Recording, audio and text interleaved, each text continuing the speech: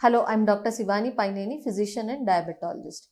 आज हम पैरों का देखभाल के बारे में बात करते हैं। डायबिटिस है तो पैरों का देखभाल क्यों करना है, कैसे करना है, क्या क्या करना है, ये बात करते हैं। सबसे पहले डायबिटिस में पैरों का क्या इम्पोर्टेंस है, पैरों में डायबिटिस की वजह से क्या प्रॉब्लम हो सकता है, क्या कॉम्प्लिकेशन हो सकता है।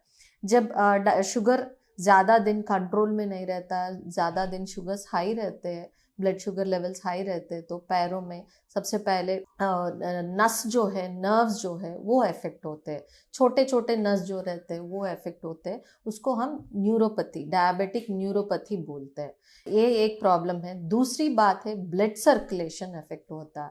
जैसे हमारे हार्ट में, हमारे किडनीज में, जैसे ब्रेन में जो छोटे छोटे ब्लड वेजल्स जो रहते हैं उसमें प्रॉब्लम आता है। वो ये दो रीजंस है पैरों में, पैरों का प्रॉब्लम आता है। जैसे न्यूरोपैथी जो बोलते हैं और पेरिफेरल आर्टेरियल डिजीज जो बोलते हैं। पैरों में ब्लड सर्कुलेशन में कुछ तकलीफ है, क्लॉट्स वगैरह रहते हैं, तो ब्लड सर्कुलेशन का प्रॉब्लम हो सकता है। इससे क्या होता है, सबसे पहले अगर न्यूरोपैथी होता है तो पेशेंट्स में ये सेंसेशन जो है वो कम हो जाता है।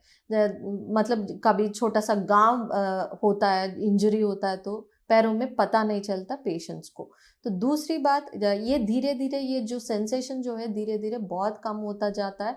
जब सिवियर न्यूरोपैथी होता है, सिवियर डायबिटिक न्यूरोपैथी तक जाता है, तो पैरों में पूरा सेंसेशन, चप्पल भी नहीं रहते, चप्पल भी घिस जाते हैं, तो तब जाके बहुत ज़्यादा प्रॉब्लम होता है। और पैरों में छाले रहते हैं, तो वो भी पता नहीं चलता। अगर खून भी निकलता होगा तो भी पता नहीं चलता। ये न्यूरोपैथी की वजह से जब सेंसेशन जो चला जाता है तो अल्सर्स बन जाते हैं।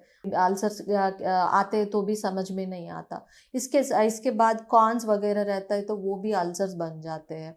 इसके साथ ब्लड सर्कुलेशन अगर इफेक्ट हुआ, गांव बनते हैं इंजरी की वजह से, या कॉर्न अल्सर, शुगर की वजह से फुट अल्सर्स हो जाते हैं। जब खून की कमी होती है, ब्लड सर्कुलेशन ठीक नहीं रहता, खून की कमी होती है, तो ये घाव जो है वो ठीक तरह से हील नहीं होते। और ब्लड सर्कुलेशन जब कम होता है तो वहाँ जहाँ तक ब्लड नहीं जाता वहाँ तक वो जो उंगली हो या पाँव हो, वहाँ तक ब्लड सर्कुलेशन नहीं जाता, तो वहाँ पे जो कण है वो भी मर जाते हैं। तब जाके हम सुनते हैं कि पैरों का उंगली निकाल दिए क्योंकि शुगर कंट्रोल में नहीं है।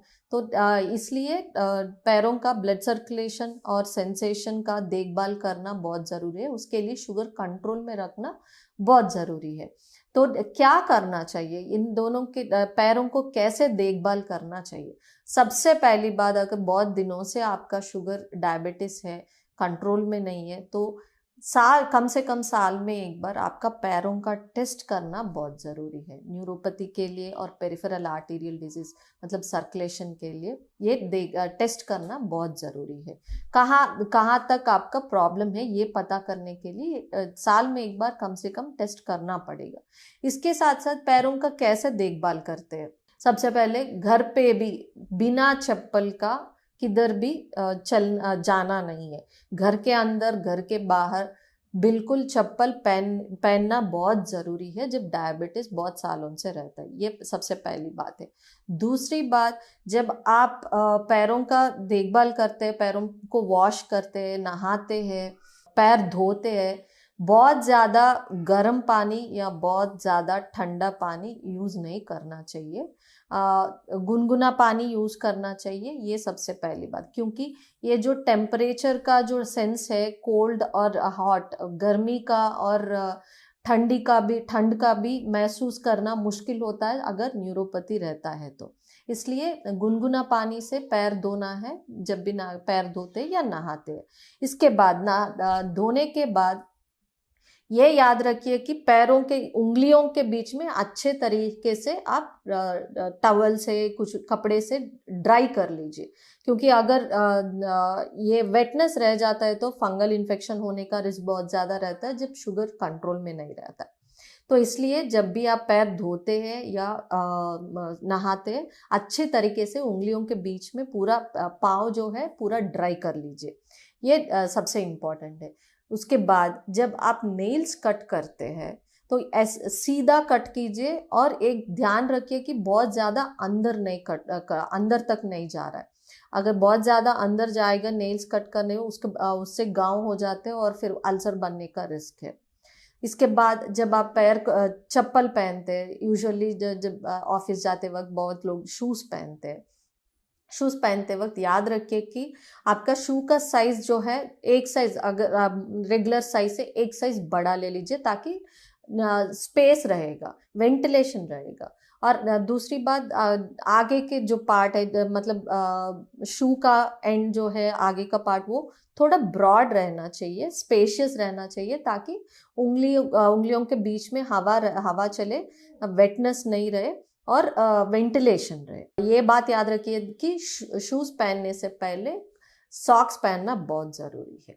ये एक बहुत ज़रूरी बात है, आपको याद रखना है। नेक्स्ट, जब भी आप वॉक के लिए या कुछ एक्सरसाइज, जॉगिंग, रनिंग, किसी की चीज़ के लिए आप जाते हैं तो शूज़ पहनना बहुत ज़रूरी है। तो ये सब चीज़ें ध्यान में रख के आपके, जैसे हम फेस का ध्यान रखते हैं, उतनी ही ध्यान से हमें पैरों का भी ख्याल रखना है जब शुगर रहता है, जब डायबिटिस अगर बहुत सालों से शुगर कंट्रोल में नहीं है तो। और लास्ट चीज़ ये है कि जब भी आप सोने के लिए जाते हैं, सोने से पहले आप बेड पे बैठ जाते हैं, एक बार अपने पैर चेक कीजिए, क्योंकि मैंने जैसा अभी बोला है, छोटे छोटे गांव होते हैं तो हमें पता नहीं चलता। घर पे भी छोटे छोटे चीज़ें कुछ भी रह सकते हैं जिससे इंजरी हो सकता है, जिससे गांव होते हैं। तो सोने से पहले एक बार पैर भी चेक करने का कोशिश कीजिए। तो ये छोटे छोटे चीज़ अब अगर आप ध्यान में रखेंगे तो, पैरों का ख्याल रखेंगे तो कॉम्प्लिकेशन, शुगर की वजह से कॉम्प्लिकेशंस नहीं होंगे।